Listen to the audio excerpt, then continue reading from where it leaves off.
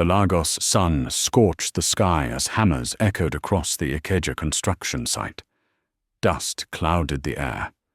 Shirtless men carried cement bags, some barefoot, others with patched shoes. Among them moved Ifeanyi Badaiki, sweat-soaked shirt, mud-stained jeans, head bowed low. None of the workers knew he was the hidden owner of the entire project.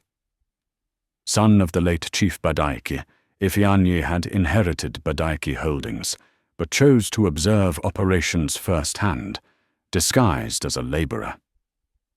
Only his assistant, Chuka Obi, knew the truth. The site was a mess of noise and mistreatment. Mr. Lahya Durojaya, the arrogant site manager, barked orders in a sharp voice, often deducting pay or insulting workers for minor mistakes. Ifeanyi stayed quiet, lifting concrete, mixing mortar, and watching. Day after day, he took note of everything, who was cruel, who was kind, and who truly worked hard. One morning, during lunch, he walked toward the side gate where a faded red umbrella shaded a small food stand. There she was, Amaka Eze slim, strong, with sun-kissed skin and a wrapper tied over her simple dress. The aroma of smoky jollof, beans and plantain filled the air. He handed her crumpled Naira notes. "Just rice," he said shyly. She looked at the money, then at his tired face. "You'll need strength," she smiled, adding beans, dodo, and a slice of fish. "Eat first. Money can wait." Ifeanyi blinked. Nobody had shown him such kindness here. "Thank you," he whispered. She nodded. "Na small thing, Lagos hard." He walked away with more than food. For the first time in weeks, he felt seen, not as a billionaire hiding in plain sight, but as a man. From that day on, Ifeanyi found himself returning to Amaka's stand, drawn by her warmth more than the food. Her hands moved quickly over plates, dishing jollof, stirring beans, flipping fried plantain with practiced ease. But it was her smile, tired yet sincere, that kept him coming back. She called him Baba Cement. He called her Madam Jollof. Each afternoon, under the faded umbrella on Ojora Road, they'd share quick words between customers. He learned she was caring for her bedridden mother. He noticed the way she set aside a portion before eating, always saving something for home. One day, he came with empty pockets. "No cash today," he muttered, avoiding her eyes. Amaka waved it off. "Eat. Tomorrow go take care of itself." He hesitated, but she pushed the plate into his hands with a gentle firmness. He sat under the tree beside her stand and ate quietly. Watching her work, he felt something stir in him. This woman, standing in the Lagos heat with dignity and laughter, was richer in spirit than anyone he'd met in boardrooms. At the site, nothing had changed. Mr. Lahya screamed at workers, deducted pay, and drove away in his shiny SUV. The gap between sweat and power stretched wide. But every evening, Ifeanyi would return to Amaka's corner. They'd talk about life, God, struggle, and survival, while the sky turned soft over the tin roofs of Ajegunle. She reminded him of who he used to be, before suits and shareholders. And with each passing day, her kindness chipped away at the wall he'd built around his heart. The morning sun baked the concrete like clay as the workers gathered, already weary. Ifeanyi lifted a heavy bag of cement onto his shoulder when he noticed an elderly mason wobble under the weight of another. "Baba," Ifeanyi called, dropping his load and rushing over. "Let me help you." Before the word settled, a car horn blared. Mr. Lahya Durojaya stepped out of his glossy black Prado, sunglasses gleaming, annoyance already etched on his face. "You?" he shouted, pointing at Ifeanyi. "You again with your hero complex. Do you own this site?" "No, sir," Ifeanyi replied calmly. "But the old man needed help." Laya's voice rose, drawing the attention of workers nearby. "You're too forward for a nobody. In fact, get off my site. You're fired." The yard went still. No one dared speak. Ifeanyi, still calm, wiped his dusty hands and nodded. "No wahala, sir." He picked up his small bag and walked away. No argument, no anger. That afternoon, Amaka saw him approach her stand earlier than usual. His face was drained, shoulders low. "Ah, Baba Cement. Why you close early?" He sat heavily on the bench. "I got fired." She froze, then frowned. "What happened?" He explained everything. The old man, Laya's rage, the sudden dismissal. Her lips tightened. "You did the right thing," she said, dishing food into a container. "You won't starve while I'm here." "But Amaka—" "Shh," she smiled, pushing the food into his hands. "This Lagos no dey reward good people. But me, I see you." As he ate in silence, his phone vibrated. "A private number," he answered, changing his voice slightly. "Laha, this is the building's true owner. You just fired the wrong man. Fix it, or lose everything." He ended the call, took another bite of rice, and smiled faintly. The plan was working. 2 days later, Ifeanyi returned to the site, quiet, steady, as if nothing had happened. Mr. Lahia barely looked him in the eye, but barked, "Don't be late again," to save face. The workers watched in silence, confused, but no one dared ask. That evening, Amaka had a sparkle in her eyes as she served rice and peppered ponmo. "My cousin they come from Lekki," she said, smiling. "Tonya, big girl with plenty wahala, but I love her." "She sabi you get new boyfriend?" Ifeanyi teased. Amaka laughed, flicking stew at him. "Which boyfriend? You?" He grinned. No comment. The next afternoon, Tonya Ezeani arrived in full fashion, heels clicking on the dusty sidewalk, perfume strong enough to choke mosquitoes. She wore oversized shades and carried a gold bag that screamed, "I'm not from here." "Bells," she squealed, hugging Amaka. "This place never changes. Still smells like firewood and dream killers." Amaka rolled her eyes, laughing. "Welcome home, madam." Later that night, over suya and malt, Tonya asked, "So, who's this mystery man making you smile like someone just wired you 1 million? Amaka blushed. "His name is Ifeanyi. Works at the site." Tonya raised a brow. "Laborer?" "He's different," Amaka defended. "Kind, quiet. Not like others." "Show me his picture," Tonya said.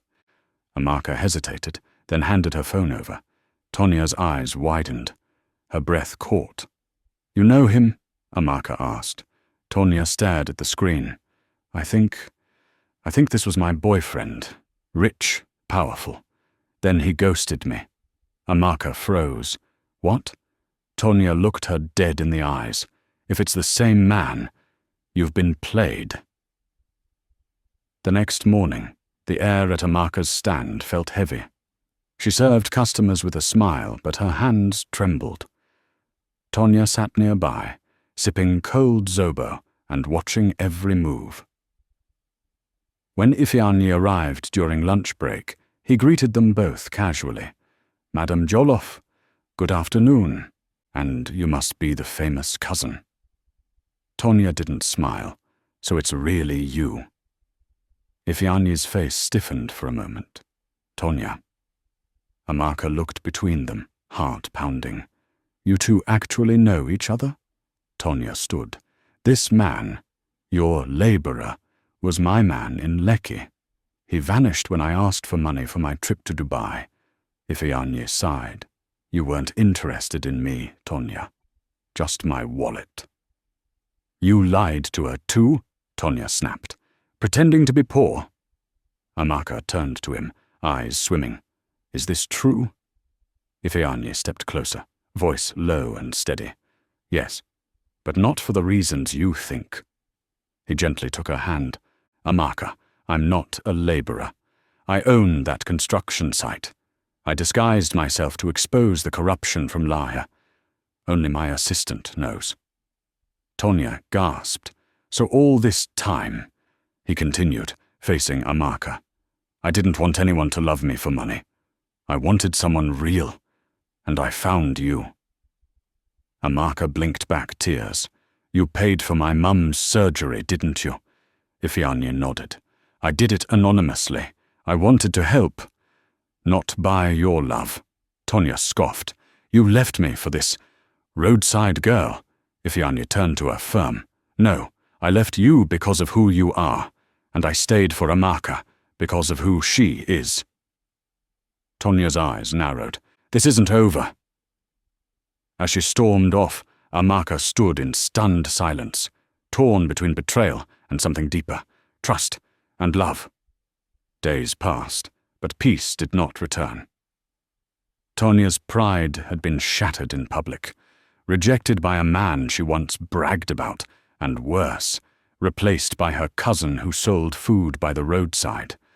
Her anger fermented into something darker. One humid evening in her Lekki apartment, she called a number from her past. "Fred, I need a message sent. Small destruction. Nothing violent." Fred chuckled. "Who's the target?" "A food stand in Ajegunle. Destroy everything. Leave her shaken." The next morning, the streets buzzed with usual life until a black danfo with tinted windows pulled up beside Amaka's stand.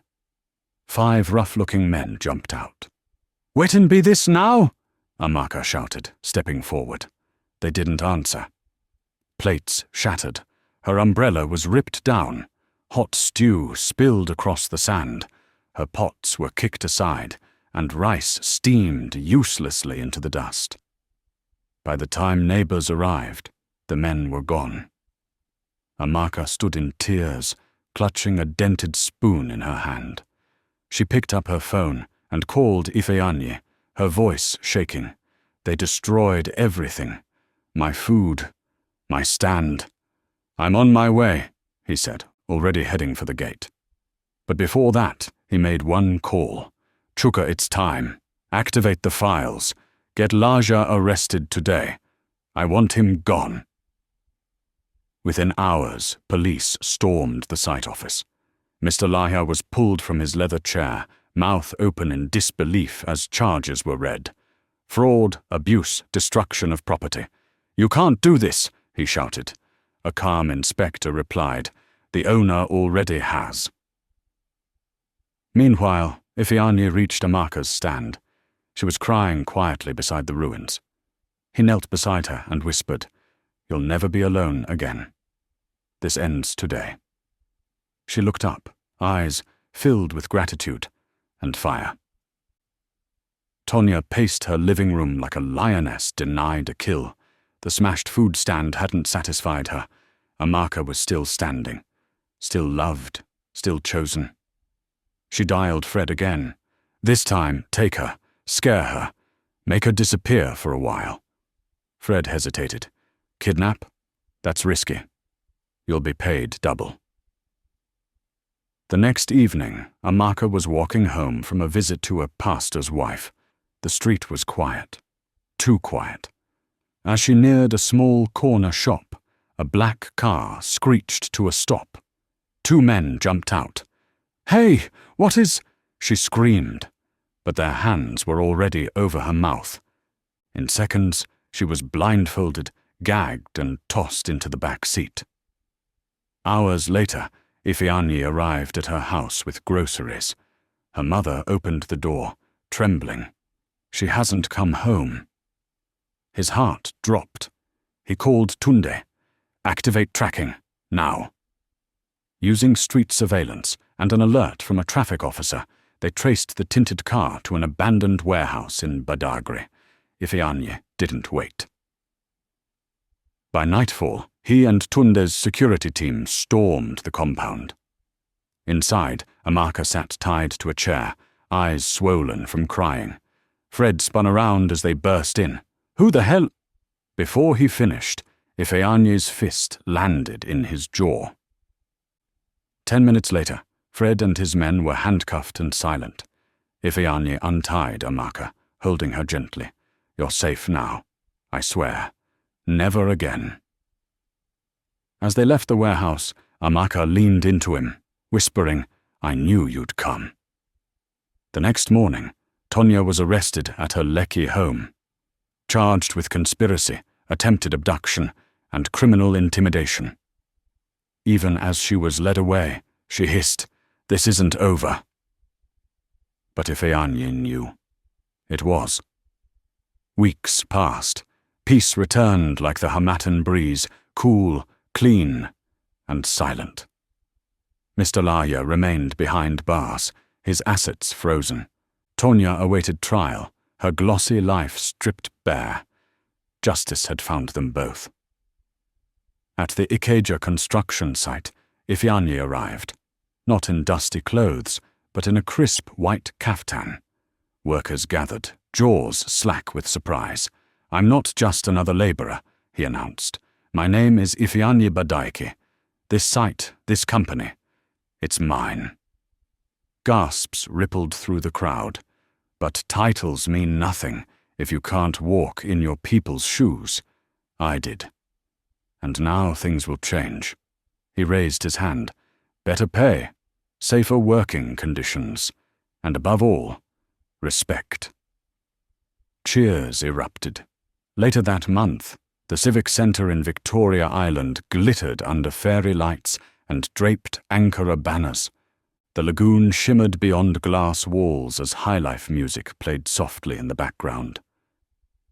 Amaka walked down the aisle in a lace gown, her gel sparkling like sunrise. Her mother, healthy and glowing, dabbed tears from her eyes. Workers, neighbours, and even vendors from Ojora Road filled the hall. Ifeanyi waited at the altar, eyes fixed only on her. The vows were simple, heartfelt. "I loved you when you had nothing," Amaka whispered. "I found everything the moment I met you," he replied. "You may kiss the bride," the pastor beamed. They kissed, and the hall erupted with applause, ululations, and talking drum rhythms. Months later, Amaka opened her own food business in Surulere, employing women like her, resilient, loyal, often overlooked. Ifeanyi still visited his sites in plain clothes, smiling quietly at the workers who once shared their lunch breaks with him. And whenever people asked how their story began, Amaka would simply say, "Under the Lagos sun, he came to buy rice, and left with my heart